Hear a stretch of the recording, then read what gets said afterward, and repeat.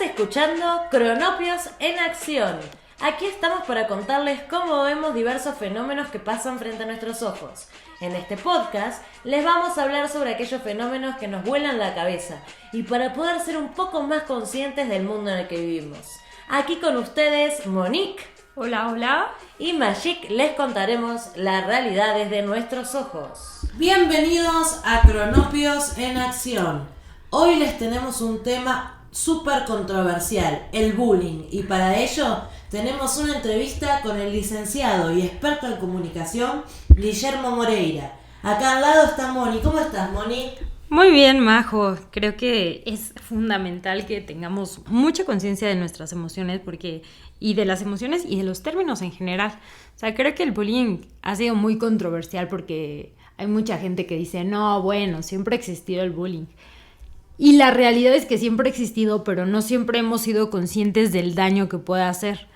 O sea, por ejemplo, hay un montón de casos, pero ahora el que se me viene a la mente, que es uno de los más graves que yo he sabido como de primera mano, digámoslo así, porque he sabido de muchos casos y muchos casos que vamos a comentar y que han salido en las noticias, pero al final hay una cierta barrera, ¿no? Pero este chavo, el que te quiero contar, es un chico que le hacían bullying en la secundaria y lo que le hacían al chico es que de pronto encontraba su mochila llena de excremento. No te puedo creer.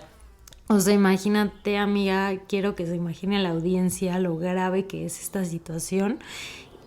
Y bueno, el chico lo que hizo, o sea, fue un día como que ya se cansó de la situación y de su cuerpo, de casi instintivamente lo que hizo fue enojarse muchísimo y empezar a aventar bancas y empezar con una violencia tremenda. Pero solo hasta ese momento fue cuando, digamos, que se dio a respetar, y en ese momento fue cuando le dejaron de hacer bullying al chico. Yo creo, Moni, que este tema del bullying es un tema que nos afecta a todos por igual, independientemente de la clase social o del contexto en el que vivamos, porque el bullying existe desde los tiempos del ñaupa. Lo que pasa es que solo ahora se le pone un nombre y se le da una explicación emocional. Sí, sobre todo yo creo que también, o sea, algo fundamental, o sea, no es como que solamente que lo nombremos, sino como que nos demos cuenta si somos víctimas, o incluso hay veces que es como mucho más terrorífico, que podemos llegar a ser nosotros los abusadores. Entonces, bueno, vamos a primero escuchar la definición, a ver qué onda. Bueno, como yo lo veo, el bullying es el nombre que se le ha otorgado a una forma de violencia que siempre ha existido. Sucede cuando alguien recibe un maltrato por parte de uno o varios individuos en un círculo social, ya que el bullying no es meramente en la escuela, por supuesto. Este es el ámbito donde más se ha dado a conocer desde hace bastante tiempo. Pero también puede presentarse en un ambiente laboral o incluso familiar. Este maltrato no solamente es a nivel físico, como pueden ser golpes o empujones, qué sé yo, sino también psicológico o intelectual. Creo que para considerar un abuso como bullying debe existir cierta manifestación de poder. O sea, la persona que ejerce el bullying lo hace para demostrar que tiene más poder que aquel que lo recibe. Lo más importante no es el daño que se causa, sino dejar claro que se está en un lugar, socialmente hablando, jerárquicamente hablando, que permite causar ese daño y por lo tanto es posible controlar y dominar al otro. Wow, sí, me parece súper importante este tema de la dominación, porque creo que hay personas que de pronto tú dices, bueno, están como vulnerables, ¿no? Yo me acuerdo, por ejemplo, que en la primaria lo que a mí me sucedía era como que había una niña que me hacía como cosquillas en el cuello, pero esas cosas como un toque así como muy incómodo que hacía como que me estremeciera. Entonces en ese momento como que yo me ponía muy vulnerable, pero también en ese momento como que yo tenía como miedo, tenía inseguridad, no le podía decir nada, pero también como que en mí no existía la posibilidad de enojarme con la chica, porque, no sé, como que tenía miedo de que me dejara de hablar. Tampoco me parecía tan exagerado, porque no era una violencia como tal, ¿sabes? Sino como que era algo como más como underground, y entonces como que yo lo minimizaba porque decía, bueno, o sea, sí me siento incómoda, pero tampoco es que me haya pegado una cachetada, ¿sabes? Sí, es que también están esos como agravios como ese que es más sutil, pero que es un agravio en fin, porque a vos te sigue molestando y seguís recordándolo. Yo me acuerdo que en la secundaria había una chica que me perseguía con una tijera. Yo tenía el pelo muy, muy largo y me perseguía con una tijera por el patio para cortarme el pelo. Hasta que un día yo le dije, si me volvés a amenazar con cortarme el pelo, te voy a pegar. O sea, a ese nivel llegó de violencia mi reacción, porque yo no sabía qué hacer.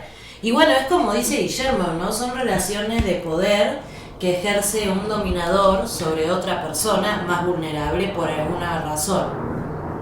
Y sobre todo es como que actuamos como desde el miedo. Yo creo que tiene que ver, o sea, mucho con el autoestima, porque en ese momento como que yo no valoraba lo que era.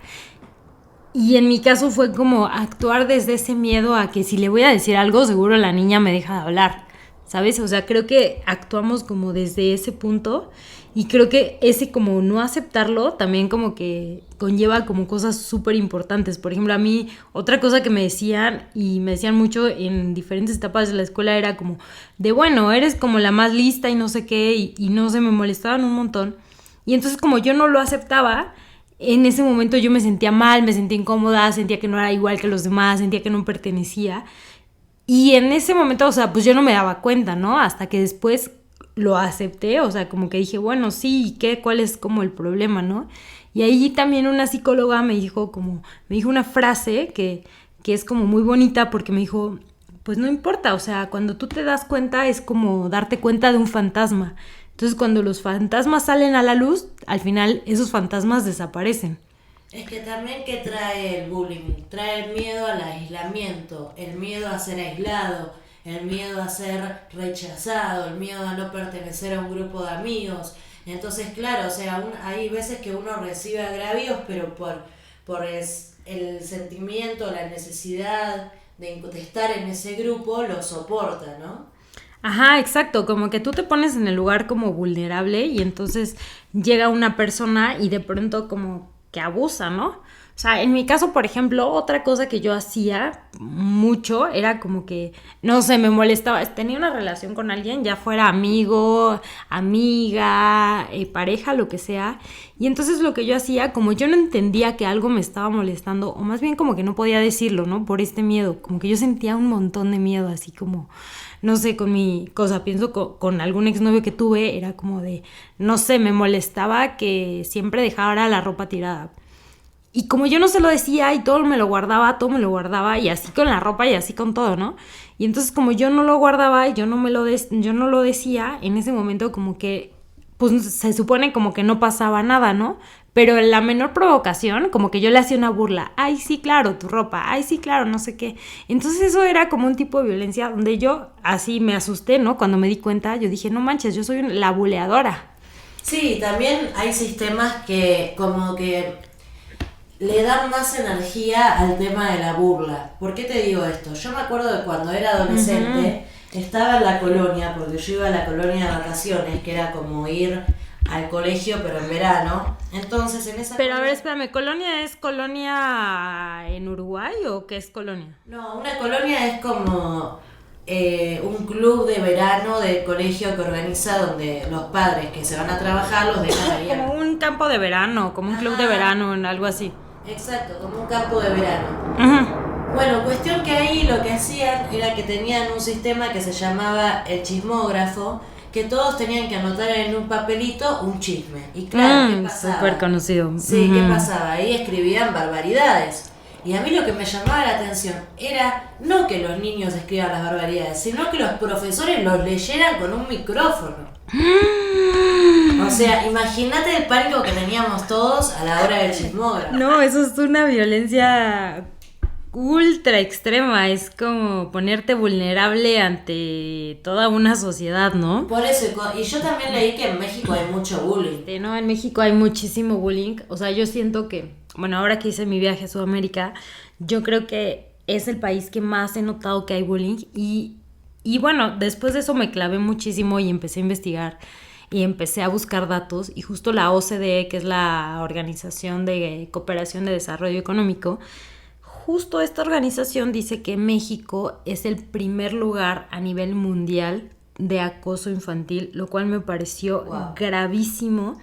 Y yo tengo una teoría, Guillermo tiene otra, pero yo tengo una teoría que es que viene de nuestros ancestros, que siempre tenemos cierta como proclividad, como cierta tendencia a que seamos como una sociedad que se burla de todo, ¿no? Y lo vemos como muy evidente, por ejemplo, el 2 de noviembre con el tema de la muerte, como que nos estamos burlando de la muerte, nos estamos burlando de un montón de temas, y ese no es el problema porque es una manera de canalizarlo, pero creo que como sociedad sí llega a ver en esa burla como que hay un límite donde ya hay un daño a la otra persona. Y esto, mi teoría es que viene por una falta de aceptación a nosotros mismos. Por ejemplo, Octavio Paz comenta mucho esto en El laberinto de la soledad.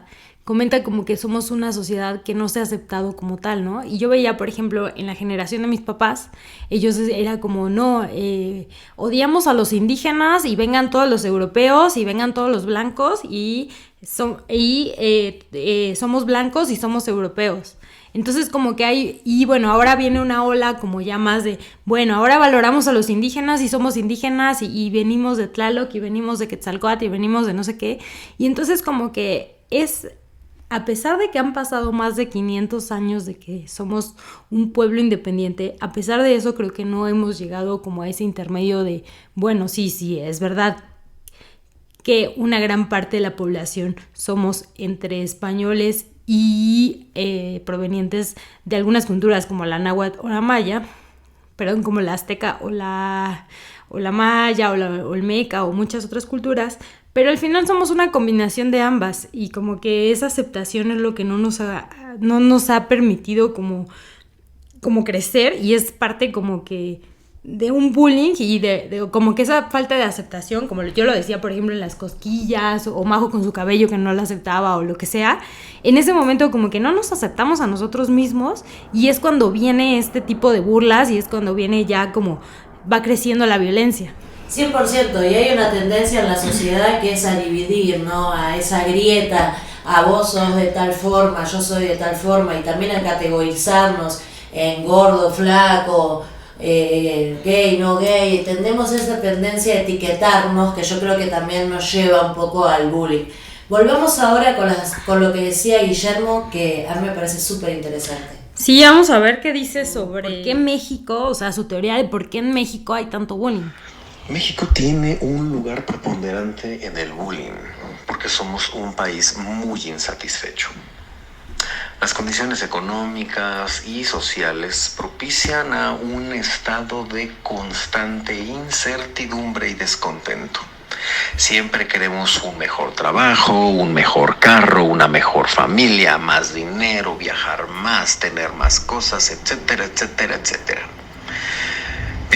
Vivir en un estado de frustración constante, aunado a una serie de factores sociales como un no aceptado racismo o un enmascarado clasismo, solo por mencionar algunos factores, es la receta perfecta para preparar una olla pozolera sin fondo.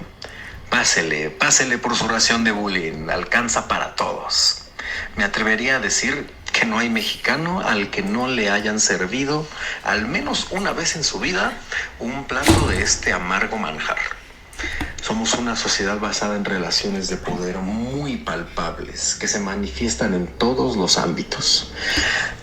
Muy interesante las declaraciones de Guillermo, y literal, es como dice él, o sea, yo creo que a todos acá en México les ha pasado que alguna vez recibió bullying, porque me lo han contado un montón de personas. Claro, y creo que tiene que ver mucho como con esta como figura de poder que también mencionaba hace un rato, que es como la figura de la víctima, pero también la figura del agresor, ¿no? Creo que tiene que ver mucho como que hay dos figuras, que es la figura de la víctima, pero también la figura del acosador.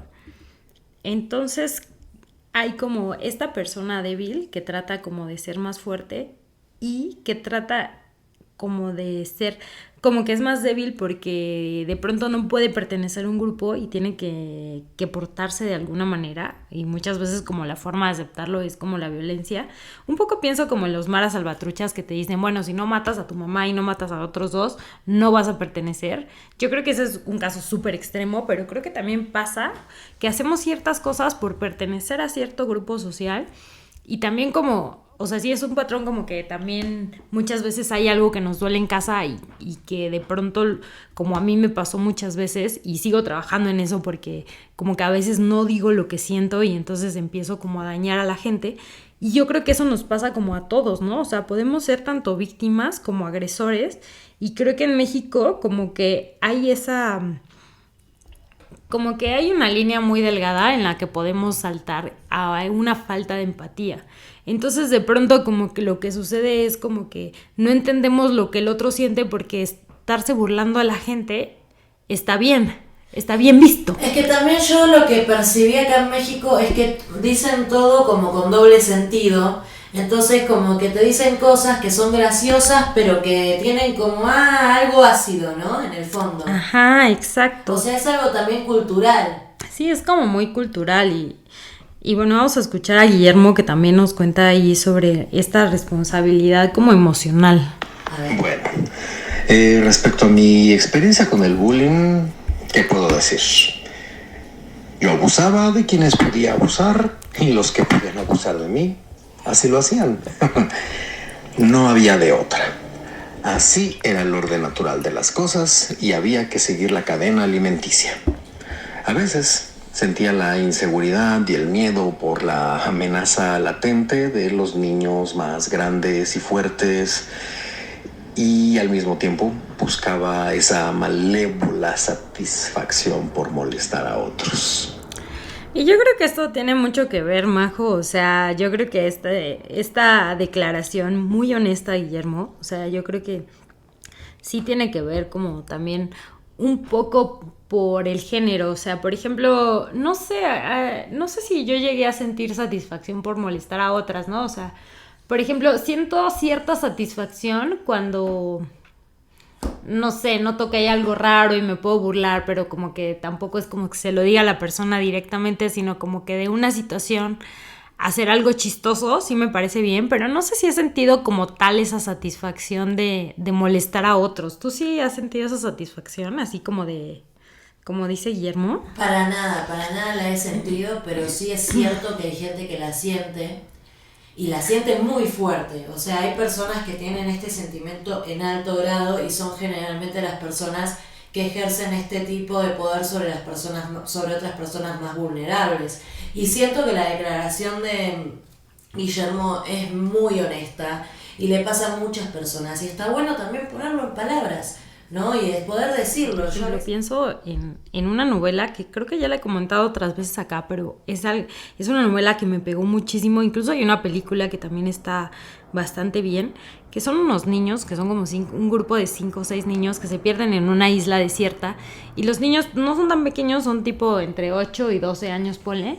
Entonces ya tienen cierta conciencia, pero también los niños como que hay esta cierta como ingenuidad de los niños, y como que no saben qué hacer, pero a la vez tienen que sobrevivir.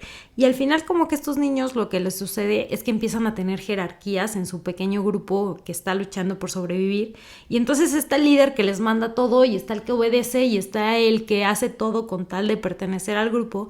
Y es como súper macabro este libro, porque de pronto como que hay una relación como vertical en la que hay alguien arriba de ti para que puedas hacer las cosas, ¿no? Entonces es como que me parece súper loco.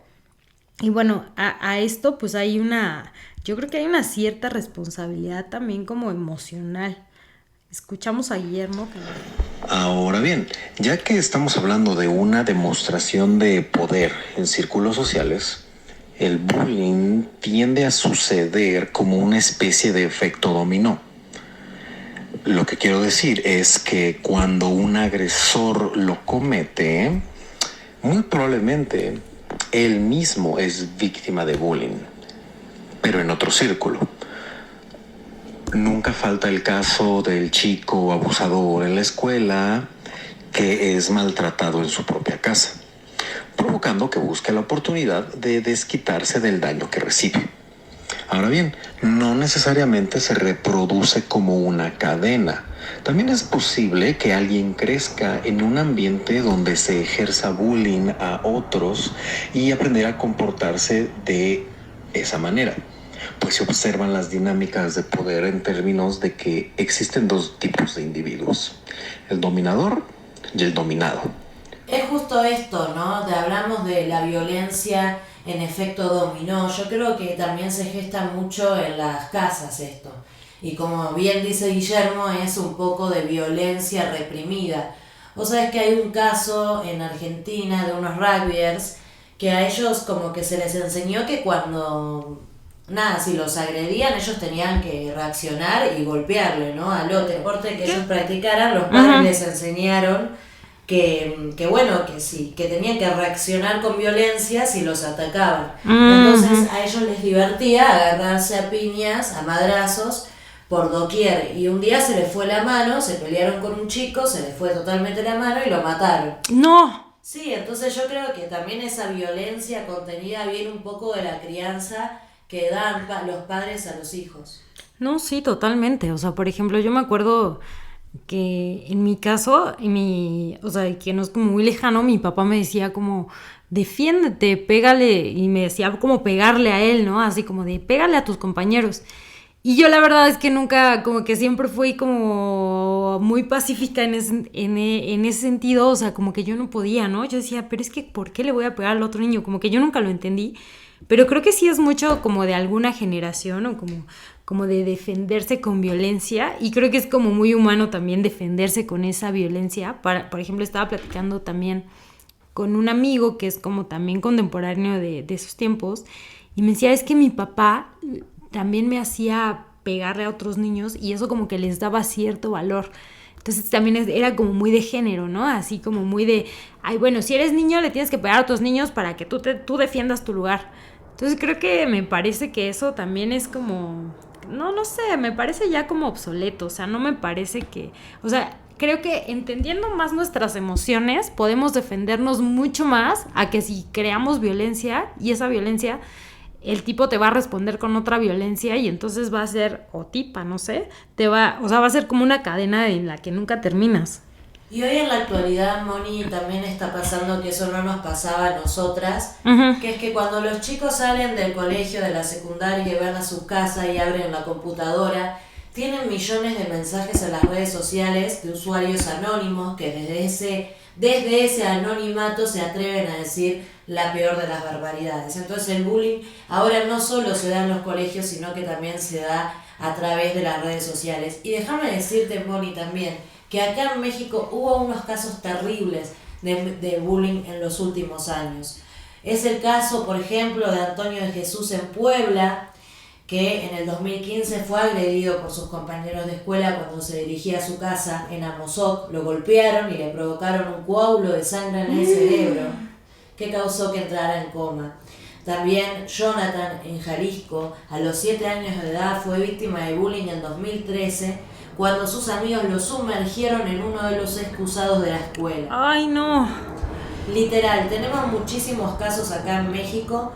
Y también leí acerca de esto, ¿no? De que el bullying también se trasladaba a las redes sociales. Convertido en, o sea, no solamente el acoso es físico, sino ya es un acoso cibernético. Me hace recordar una serie que se llama Reno, que es de una mujer, que fue un caso de la vida real, que además me acabo de enterar que el mismo actor es el director y escritor y productor de la serie, lo cual como que me parece ahí como toda una historia súper extraña porque como que lo llevó a eso. El caso es de una chica que lo acosaba.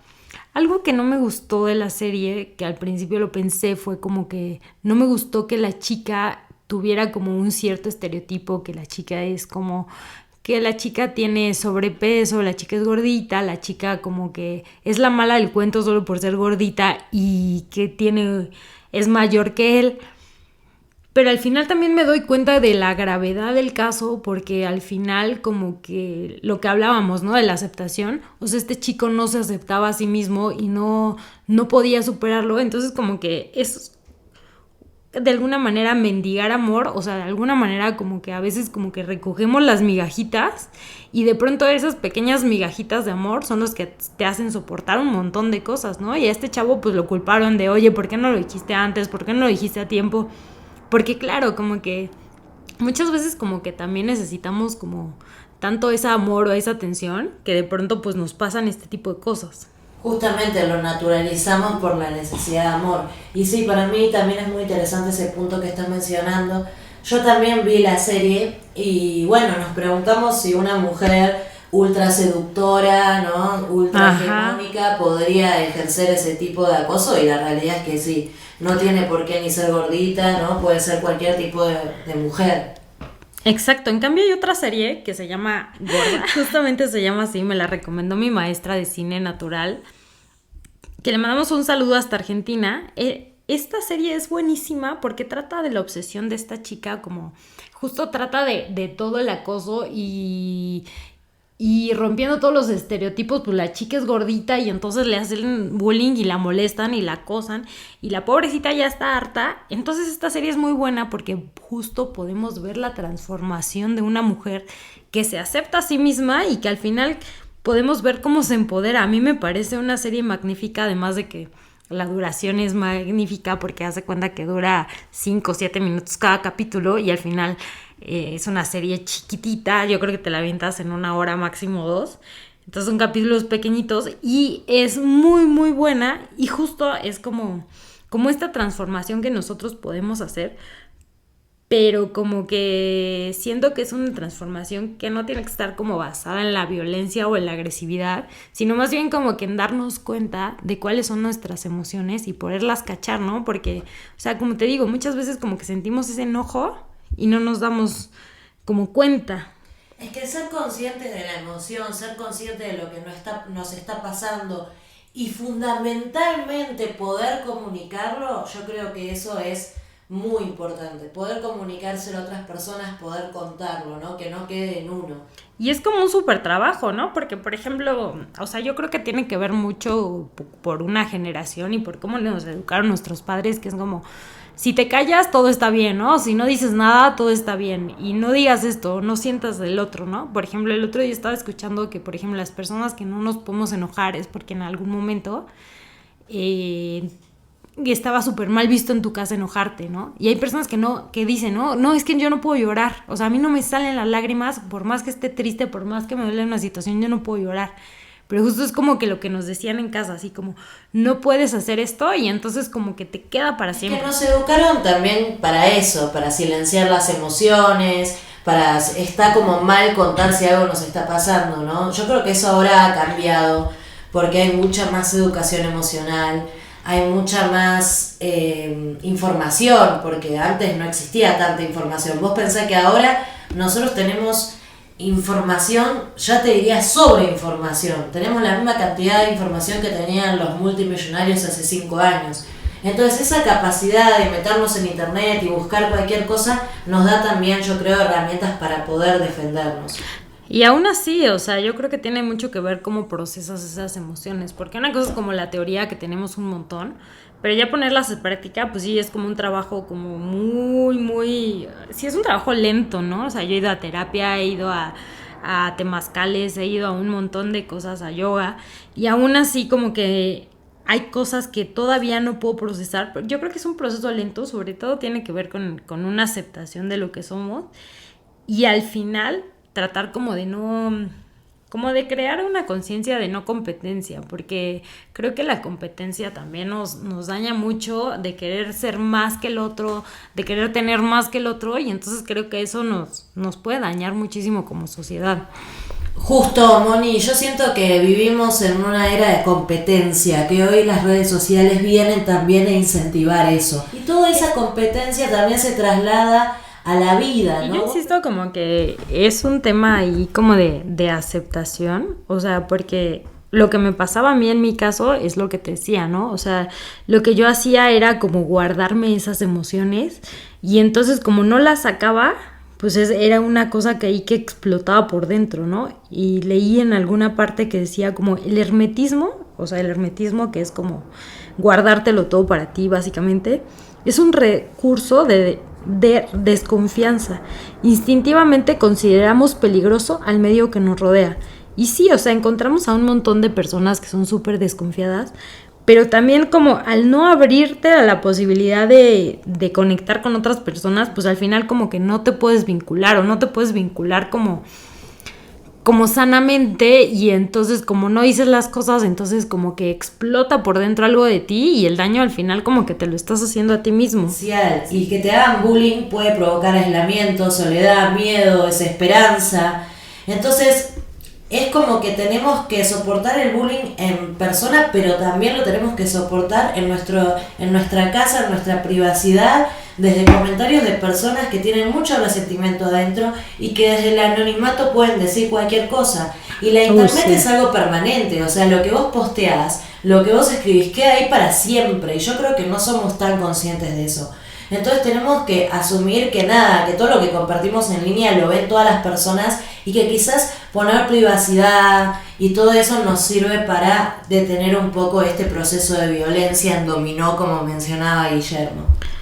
Exacto, y un poco también, o sea, creo que tiene que ver también como con, o sea, insisto, como tratando como de desmenuzar las raíces del bullying, o sea, muchas veces tiene que ver también con esta cadena que somos, o sea, un poco lo mencionaba Guillermo, pero es como una cadena, no es una cadena alimenticia, yo no lo veo así, porque la cadena alimenticia como que no tiene fin, y esto creo que sí tiene fin porque somos un poco más conscientes de estas generaciones que les vamos a heredar a las siguientes y a las siguientes.